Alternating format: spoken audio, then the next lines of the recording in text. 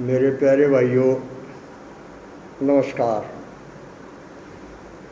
मेरे भाइयों, आपदा के अंदर बुद्धिमान और बहादुर लोग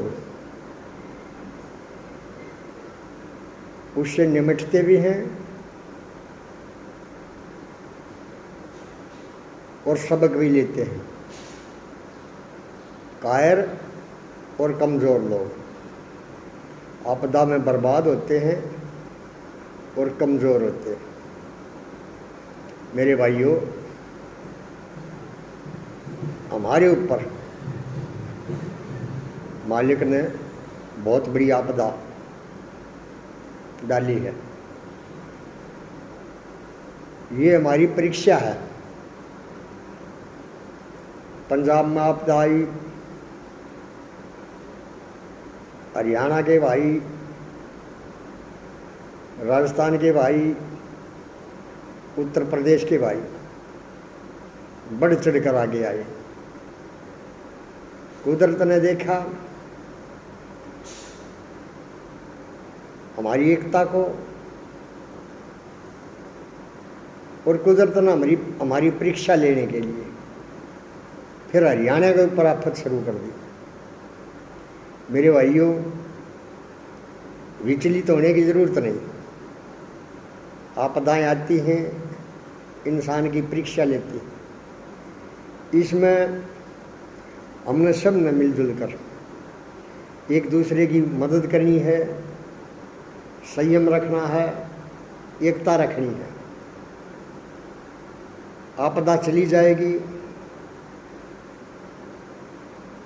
हमारे तालमेल से। अगर हमारा तालमेल खराब हुआ तो आपदा ये परमानेंट हो जाएगी हमारे लिए। इसलिए मेरी सभी भाइयों से विनती है, बड़ी सूझबूझ से, बड़े तालमेल से इससे निपटो। ये सिर्फ हरियाणा और पंजाब की आपदा नहीं है। छोटी बुद्धि के लोग नज़दीक तक सोचते हैं। ये हमारे पूरे देश पर आपदा है, क्योंकि हमारे पूरे देश का पेट गुजारा तकरीबन ये कुछ इलाका है, इसके ऊपर चलता है। मेरे भाइयों, मैं गायक तो नहीं हूँ, लेकिन ये कुदरत, ये मालिक मौका देता है, शौपन दिखाता है। आपने बहुत लोगों ने सुना होगा एक गाना,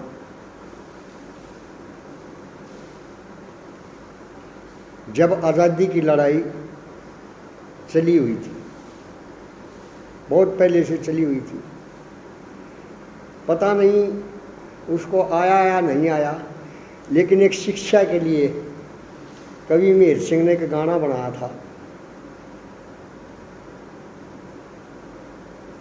कि सुभाष चंद्र बोस को एक सपना आया था और उस सपने को बयान किया था कवि मेहर सिंह ने। सपने के में भारत माता मुझे सारे पॉइंट बताएगी, जय हिंद और नमस्ते, छोड़ो गुड नाइट बताएगी। हमारे देश की आज़ादी का खुला गेट बताएगी, काबुल के में खुला रास्ता बिल्कुल राइट बताएगी। मैं तेरे बताए काम करूँगा, भारत माता चाहूँ।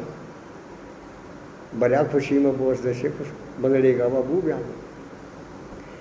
ये जो आपदाएं होती न, इसे सीखो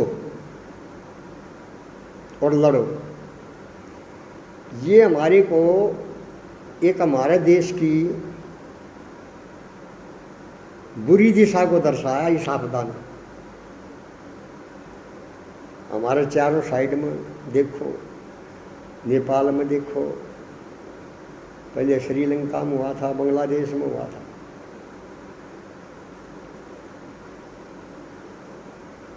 आप पूरी दुनिया का नक्शा देखो, इस भारत माता का नक्शा कुदरत ने एक शेर के आकार का बनाया। हम बहुत भाग्यशाली हैं जो इस देश में हमने जन्म लिया है। कहने को तो बहुत कुछ बातें हैं, लेकिन मेरे भाइयों, ये जो आपदा आई है, ये हिंदुस्तान की एक मेन पावर के ऊपर आपदा आई। जो भारत माता का सिर, छाती और गर्दन है ना, उसके ऊपर चोट हुई है।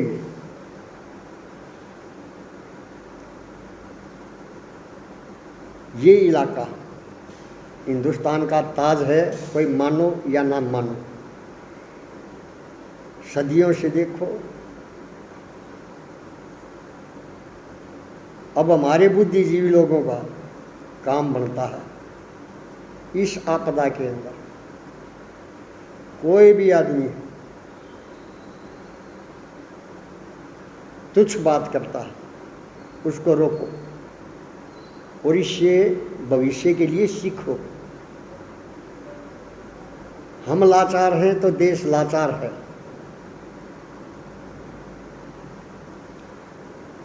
बाकी भगवान करेगा, हम इस आपदा से निपटेंगे और अपनी आगे की देश बचाने की तैयारी करो भाई। ऐसे काम नहीं चलेगा, बिल्कुल नहीं चलेगा। मैं कई बार बोल चुका हूँ, पता नहीं मेरा दिल कमज़ोर है, दिमाग कमज़ोर है, मेरे को हिंदुस्तान की बर्बादी बिल्कुल दिखाई देती है। मैं 24 घंटे 8 पैर इसी चिंता में रहता हूँ, लेकिन भगवान ने दिल मजबूत दिया है, मैं कमज़ोर नहीं होता। मैं आपदा में रास्ता ढूंढने की कोशिश करता हूँ और हर भाई से मेरी प्रार्थना है, भाई मिलजुल करके अच्छे आदमी अपने देश में बचाओ भाई। जय हिंद, जय भारत, जय भाईचारा, जय जवान, जय किसान।